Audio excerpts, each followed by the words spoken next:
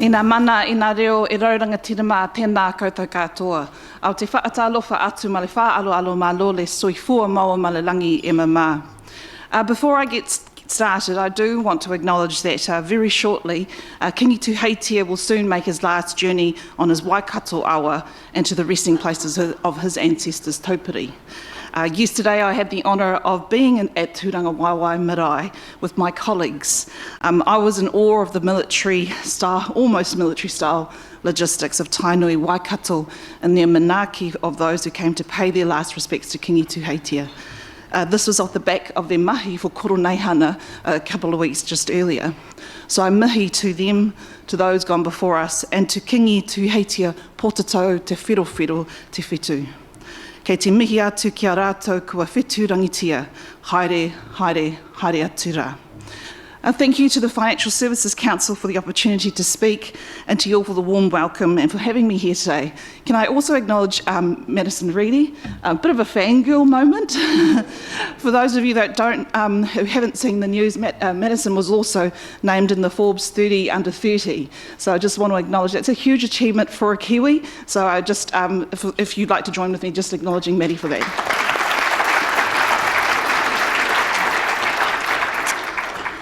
So yes, I actually grew up here, right here in Auckland on the North Shore, but my family and I do live in Porirua where I am the Labour MP for Mana. The world of finance has actually been my jam since I first started my career at a small fire and general insurer, now IAG, at the age of 19. I also, for a short time, worked for an international PMI looking after their Southeast Asia and Japan portfolio. I became a tax lawyer and worked at Inland Revenue and in the beehive for both National and Labour ministers. And as Penny has outlined, I had a number of ministerial portfolios. In the 10 months I was a minister, I think I had 9 of them over that short period. Today I'm going to touch on Labour's views on the broad macroeconomic settings, insurance and KiwiSaver. The Minister of Finance is responsible for setting the fiscal strategy, and in opposition, as finance spokesperson, I have started to think about how I would set the strategy when we make it into government. The strategy must be right and fit into the broader fiscal and economic context, and it must be willing to adapt to changing circumstances. For Aotearoa New Zealand, the challenges that lay ahead are not insignificant. By 2060, 10% of our GDP will be spent on healthcare, 10% of our GDP will be spent on superannuation, 7% on healthcare. And superannuation is the fastest growing expense item on the government's balance sheet. Distributions from the super fund are likely to kick off within the next 5 to 10 years, possibly sooner given the performance of the fund. If we look to the next election in 2026, whoever the minister is will need to turn their mind to how much we have to pay for our nationally determined contributions to meet our Paris obligations. Those are some pretty big challenges. But I can put it more simply.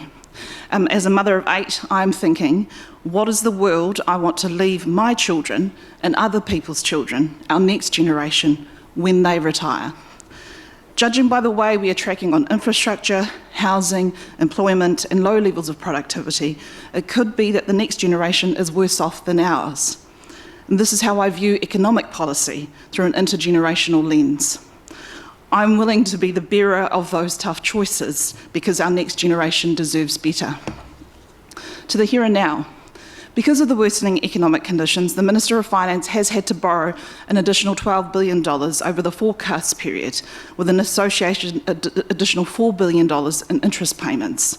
The Minister of Finance continues to advise that the tax cuts were fiscally neutral because they were commensurate cuts in spending. But what is really admitted is the unwillingness to adapt to changing economic conditions that lead to unnecessary borrowing. It is fair to say that the current economic context is not looking good either. Unemployment continues to rise, gross domestic product per capita is down 2.4% compared with June 24 and June 23, and liquidations are continuing to rise with a 19% increase year on year. Although this is a grim picture, the economy is showing signs of recovery, with the first upward movements in the consumer and business confidence surveys on the back of the lowering of the OCR. Moving to how Labour might approach the fiscal strategy, I will be reviewing the broader self-imposed targets that governments stick to. As a very senior bank economist has said recently, we cannot cut our way to a surplus. We must be willing to think about whether the target of net core crown debt as a percentage of GDP of 40% is the right one, especially when taken in the context of New Zealand's infrastructure deficit of upwards of $100 billion. This is something I think about also with my hat of infrastructure spokesperson. People expect good public services to be there when they need it. I don't think it's acceptable that after our clinics across the country are having to shut their doors, or that social service providers have had to turn away the most vulnerable in our communities due to a lack of funding. A toast and Milo after giving birth should not be where we should be cutting. It's also a good political lesson: you don't mess with the mothers. If this is truly unacceptable, then we need to have an open conversation where the Crown core expenses to GDP and tax to GDP settings are right. This is something we are hearing with outgoing Treasury Secretary Carolee McLeish saying, ongoing revenues not covering ongoing expenses, we are in a structural deficit that needs to be addressed in order to ensure the trajectory of debt doesn't continue to go up. For the financial services sector in particular, I know how important certainty is. That's a virtue that was ingrained into me over my 10 years at Inland Revenue. I understand how government actions or inactions can ripple through the industry, and I'll endeavour to signal early what our plans are going to be into the election, so as to not to create unnecessary uncertainty. Along with the broader macroeconomic context, insurance plays a key role in ensuring financial stability. I'm sure I don't need to tell you all that.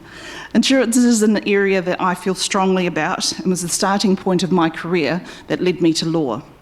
Many of you have seen and experienced the huge increase in insurance premiums over recent years. The extreme weather events of 2023 laid bare the need to future-proof our network infrastructure and how fundamental it is to the well-being of communities.